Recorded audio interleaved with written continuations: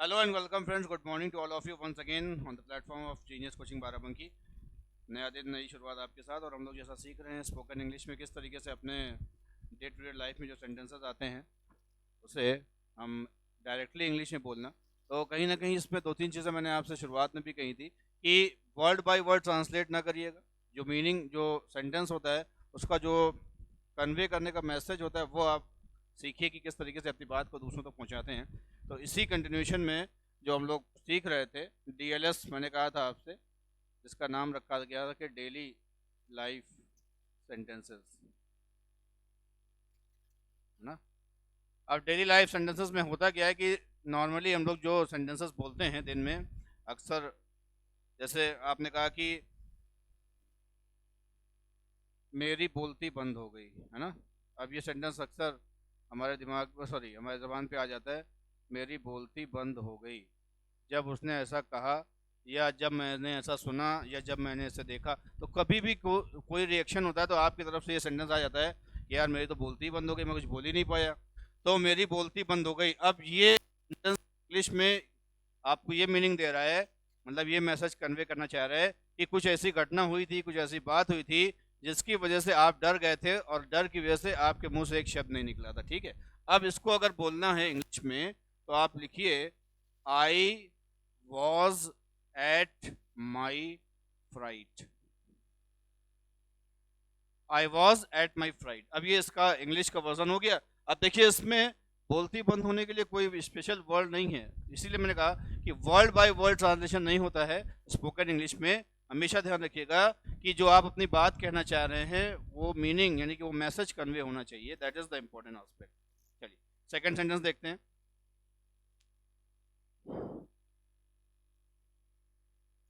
जैसे आपने कहा कि जान बची तो लाखों पाए, है ना। ये सेंटेंस बोला जाता है लाखों पाए।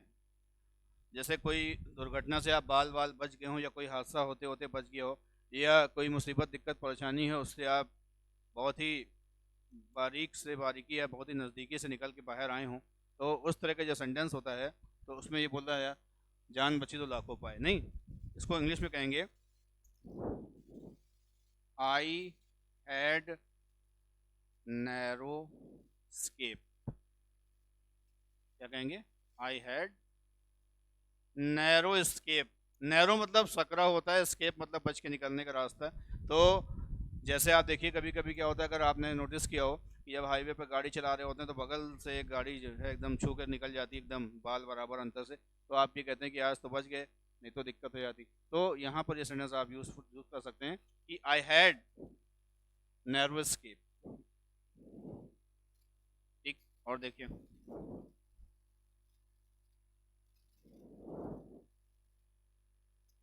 ये सेंटेंस, देखिए अक्सर मैंने देखा है लोग बोलते हैं असली मजा तो अभी बाकी है।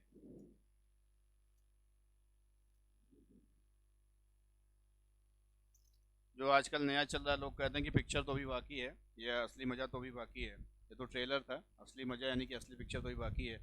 तो ये सेंटेंस हिंदी में तो बड़ा अच्छा लगता है बोलते में, दोस्तों में बोलते हैं, but so far as English is concern somewhere down the line we are unable to speak. अब असली मजा तो अभी बाकी है यानी कि जो सबसे बेहतरीन चीज़ है वो अभी आपके सामने नहीं है, यानी कि उसका आना बाकी है। तो इंग्लिश में से कहेंगे the best is yet to come. The best is yet to come. देखिए कितनी आसानी से आपने कर लिया। क्या? असली मजा तो अभी बाकी है, इंग्लिश में आप इसे कहेंगे the best is yet to come. Yet मतलब अभी तक, है ना, कम मतलब आना। तो जो सब द बेस्ट, जैसे आप जानते हैं सुपरलेटिव डिग्री है, यानी कि जो सबसे बेहतरीन पार्ट है वो अभी आपके सामने डिस्प्ले नहीं हुआ है। तो इंग्लिश में इसे आप कहेंगे the best is yet to come. ठीक, चलिए और देखिए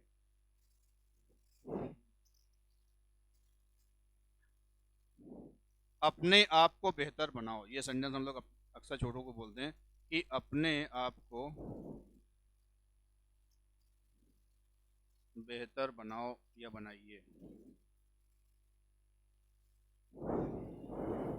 अपने आप को बेहतर बनाओ, हाँ। तो अपने आप को बेहतर बनाओ, मेक योर सेल्फ क्या, by far the best, by far the best. तो बाई फार द बेस्ट यानी कि सबसे बेहतर, यानी कि अब तक जो आपने किया है उससे बेहतरीन परफॉर्मेंस देने के लिए आपको अपने आप को बेहतर बनाना पड़ेगा। तो इसको इंग्लिश में कहेंगे make your self by far the best. ठीक भाई, चलिए और देखिए आज का एक और सेंटेंस है कि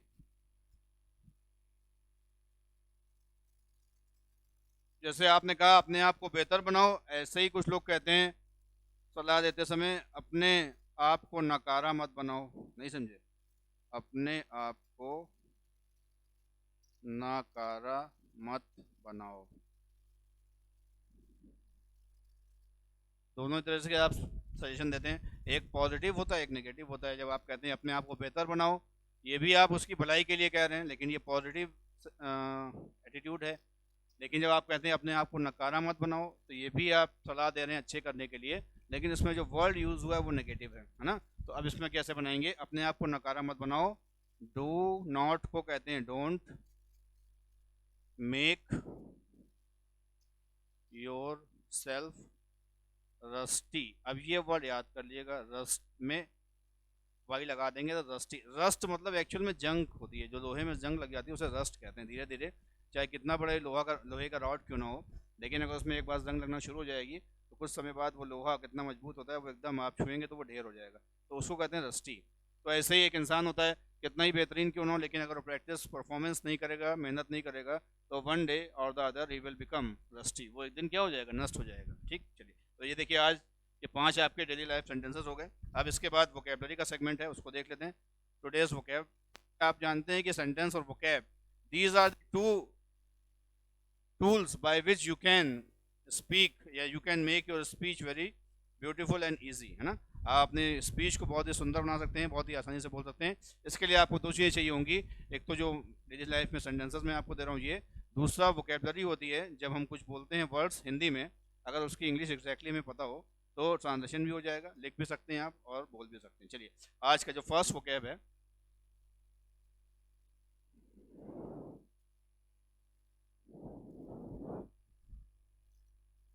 बुद्धिमान। देखिए इसके बहुत सारे वर्ड आपको पता है, फिर भी मैं आपको एक नया वर्ड दूंगा, कोशिश करूंगा देने की। बुद्धिमान का मतलब वही अक्लमंद है, जिसके अंदर बहुत ही विजडम होता है, इंटेलिजेंस जिसको आप कहते हैं। तो वाइस आप जानते हैं, इंटेलिजेंट आप जानते हैं, और इससे पहले के क्लासेस में शायद मैंने आपको एक वर्ड दिया होगा प्रूडेंट, PRUDENT, प्रूडेंट। ठीक है, और आज जो आपको नया वर्ड मिलने जा रहा है दैट इज कॉल्ड सगेशियस। ये याद रखिएगा, सगेशियस। ये वर्ड आपके स्पोकन इंग्लिश में और कंपटीशन में एक वर्ड और आता है, मैं इसके लिए लिखे दे रहा हूँ, JUDICIOUS, जुडिशियस, है ना। जैसे जज होते हैं, जज का मतलब न्याय करता होता है, वो बुद्धिमान होना बहुत जरूरी है, तो वहीं से लिया। जुडिशियस मतलब the person who has knowledge, the person who has intelligence, the person who has wisdom is called judicious, sagacious या prudent, जिसको आप wise या intelligent भी कहते हैं। ठीक, चलिए देखिए नेक्स्ट है परोपकारी। पर उपकारी यानी कि दूसरों का उपकार, यानी कि दूसरों का भला करने वाला। बहुत सारे वर्ड आपने सुने होंगे, है ना।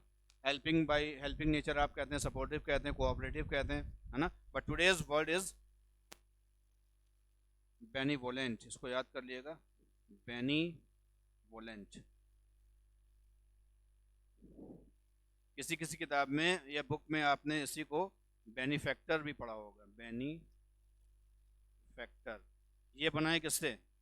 बेनिफिट से। बेनिफिट मीन्स क्या होता है? मुनाफा होता है। बेनिफिट मीन्स फायदा, यानी कि जो दूसरों का फायदा करता हो बेनिफैक्टर कहलाएगा, जो दूसरों का मुनाफा यानी कि उनको भलाई करता हो। तो चाहे आप बेनीवोलेंट बोलें या बेनिफैक्टर बोलें, ये दोनों ही कहीं ना कहीं सिनोनिमसली यूज किए जाते हैं एक दूसरे के। ठीक है भाई, और देखिए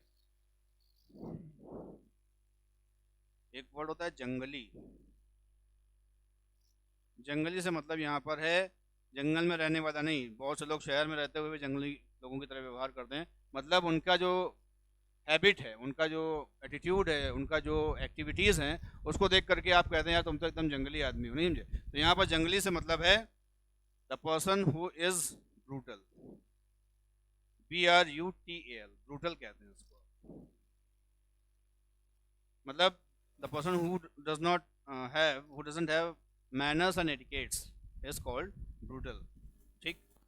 अच्छा, और देखिए कितने होगा, 3। और चौथा है आज का, दुश्मनों जैसा।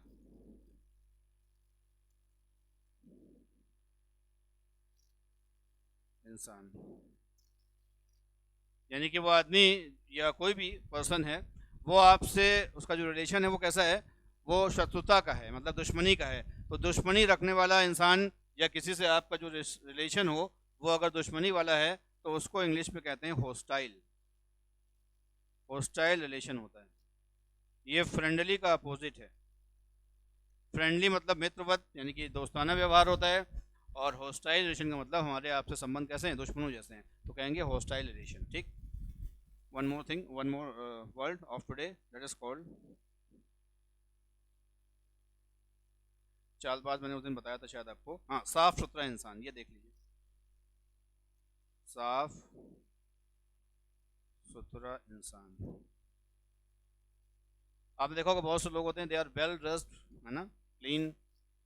इसके लिए पर्सन अगर है तो उसे नेटी यूज कर, NATTY। ठीक है भाई, NATTY। नीट से, नीट भी साफ सुथरा होता है, तो उसी से मिलता जुलता वर्ड है नेटी। ठीक है, तो आज के देखिए 5 वर्ड। बुद्धिमान को प्रूडेंट सगेसियस से जुडिशियस कहेंगे, परोपकारी बेनिवोलेंट या बेनिफेक्टर, जंगली ब्रूटल, होस्टाइल, और साफ सुथरा इंसान नेटी। ठीक भाई। ठीक है, तो आज की क्लास यहीं पर वाइंड अप करते हैं, और उम्मीद करते हैं कि चीज़ें आपको समझ में आई होंगी, यूजफुल भी रही होंगी। तो please try to learn speak more and more, and share this video among your friends and relatives and those who want to speak and learn speaking English. Okay, thank you for watching this video. Thank you. Stay home and stay safe in the time of pandemic. Thank you.